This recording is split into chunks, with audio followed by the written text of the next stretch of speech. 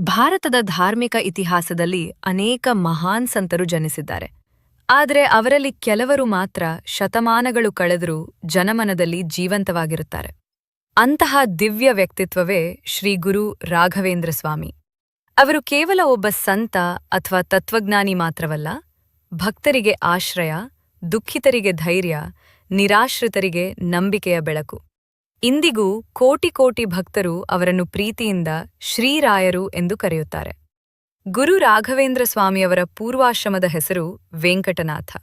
ಅವರು 16ನೇ ಶತಮಾನದಲ್ಲಿ ಜನಿಸಿದರು. ಬಾಲ್ಯದಿಂದಲೇ ಅವರು ಅಪಾರ ಬುದ್ಧಿಶಕ್ತಿ. ಯೌವನಕ್ಕೆ ಬಂದಾಗ ಅವರು ಗೃಹಸ್ಥಾಶ್ರಮವನ್ನು ಸ್ವೀಕರಿಸಿದರು. ಜೀವನದಲ್ಲಿ ಸಂಸಾರದ ಜವಾಬ್ದಾರಿಗಳನ್ನು ನಿರ್ವಹಿಸುತ್ತಿದ್ದರೂ ಅವರ ಮನಸ್ಸು ಮಾತ್ರ ಭಗವಂತನ ಪಾದಗಳಲ್ಲಿ ನೆಲೆಸಿತ್ತು.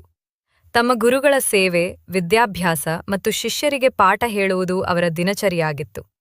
ಅವರು ಬಡವರು, ವಿದ್ಯಾರ್ಥಿ